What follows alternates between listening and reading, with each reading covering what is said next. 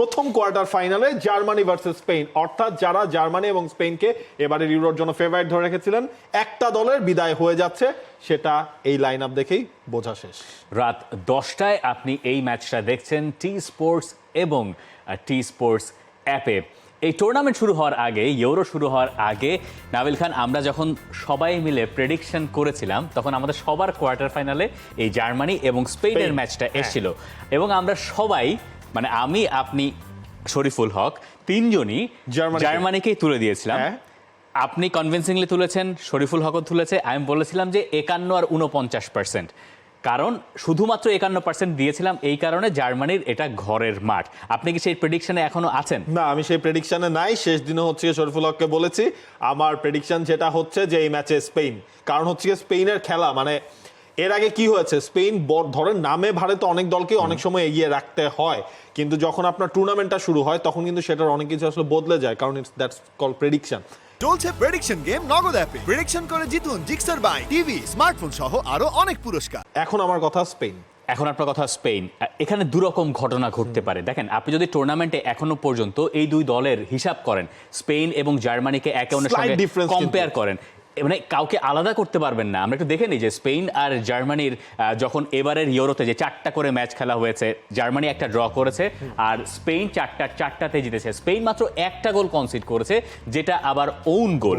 আর Germany তাদের চেয়ে বেশি গোল করেছে, স্পেনের তুলনায় একটা বেশি গোল করেছে। তারা স্কটল্যান্ডের সঙ্গে প্রথম ম্যাচটাই বড় ব্যবধানে জিতেছিল। এবং দেখুন আপনি, শর্টস অন গোল 30-29, মানে এই দুটো দল ঠিক এতই বেশি গায়ে গা লাগানো।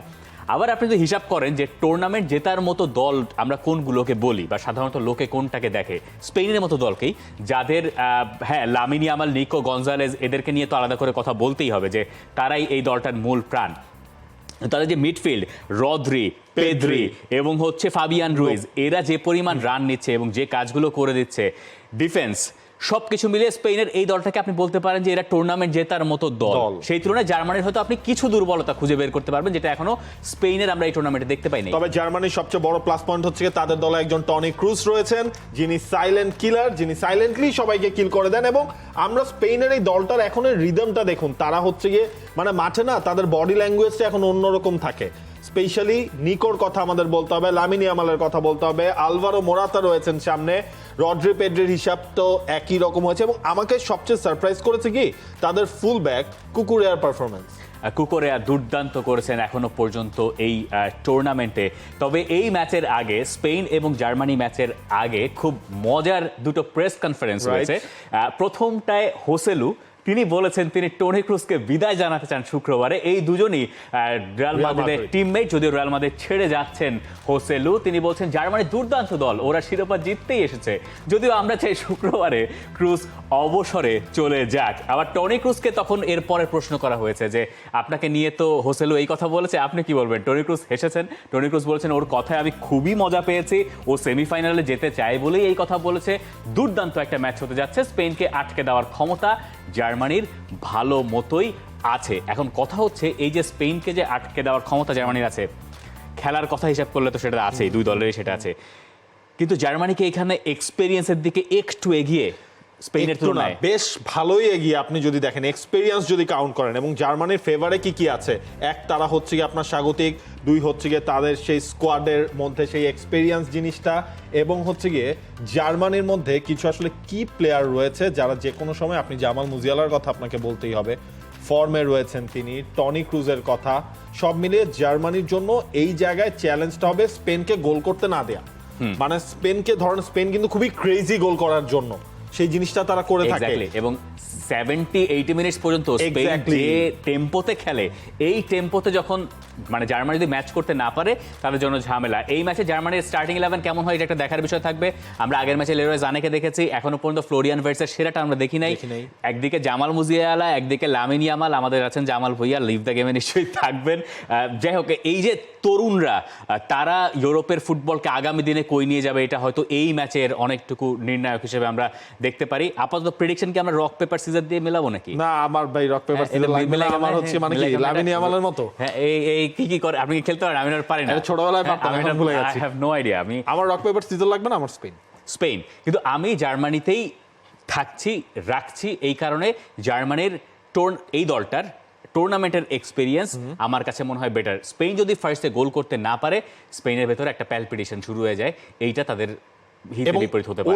ওই জিনিসটাই দেখেন হচ্ছে এই ইয়াং ফুটবলাররা ওই পালপিটেশনটা কিভাবে হ্যান্ডেল করবে, ফ্রাস্ট্রেটেড হয়ে যায় কিনা সেটা কিন্তু হচ্ছে একটা বড় চিন্তার বিষয়।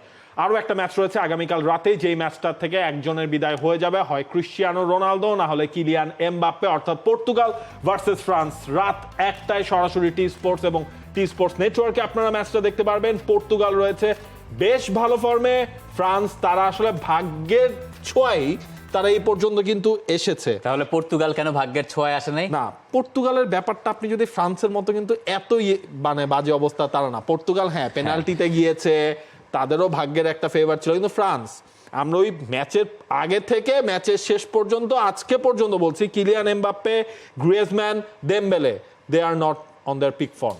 তা তো নাই, দুইটা দলের কেউই এখনো পর্যন্ত নিজেদের সেরা ফর্ম খুঁজে পায় নাই এই টুর্নামেন্টে।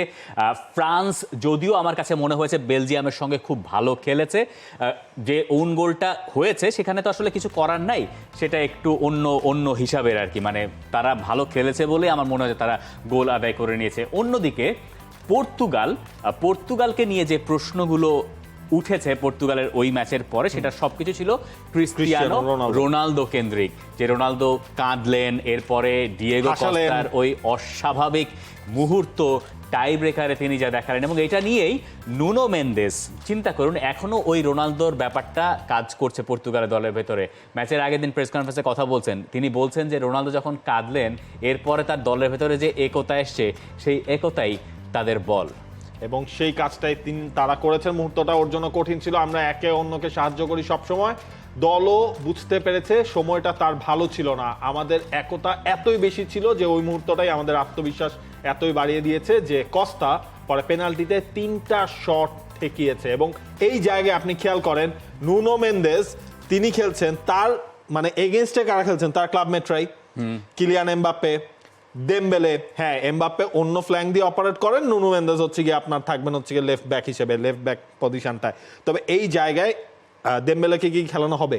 আমি তো দেমবেলেকে খেলানোর কোনো জায়গা নাই, কিন্তু মানে সুযোগ নাই হয়তোবা, কারণ লাস্ট ম্যাচের 11টাও যদি আপনি দেখেন সেখানে হচ্ছে ওই থুরাম আর এমবাপ্পে হয়তো তারাই আসলে স্টার্ট করবেন, সেটা ধরে নেওয়া যায়। তবে এই ম্যাচে যদি জিরুকে স্টার্ট করে দেওয়া হয় খারাপ হবে না, কিন্তু একটা অবাক হব না। এক্স্যাক্টলি, মানে সেটাও আসলে খুব বেশি খারাপ হবে না। জিরু স্টার্ট করলেন, অন্যদিকে এমবাপ্পে লেফট ফ্ল্যাঙ্কে, তার আর অন্যদিকে পর্তুগালের দল নিয়ে যদি আপনি কথা বলেন, আমি মানে রোনালদোকে নিয়ে অনেক প্রশ্ন থাকতে পারে, তবে রোনালদোকে স্টার্টিং 11-এ দেখতেই চাই। রোনালদোর মানে এমন একটা ভাব যে রোনালদোকে স্টার্টিং 11-এ না রেখে অন্য কাকে খেলাবেন, ওখানে কি মেসি আছে নাকি যে তাকে খেলা দিব? মানে রোনালদোর ওই রকম ফরওয়ার্ড পজিশনে পর্তুগালের ওই রকম অপশনও নাই, রোনালদোই তাদের বেস্ট চয়েস। এবং দেখেন যাদেরকে গঞ্জালো রামোসকেও মনে হয় সাব হিসেবে নামানো হয়েছিল, তিনিও কিন্তু তেমন কিছু আসলে করতে পারেন নাই এখন পর্যন্ত। সুতরাং রোনালদো থাকুক ওই মাঠে, ওই লিডারশিপ ক্যারেক্টারটা রোনালদোই প্লে করুক, এবং রোনালদোকে ঘিরেই পর্তুগালের স্বপ্নযাত্রাটাও চলতে থাকুক। সেই ম্যাচ দেখার আমন্ত্রণ জানিয়ে, এবং ফ্রান্সের স্বপ্নযাত্রা তো চলতে পারে, এবং বায়াস কথাবার্তা বলেন।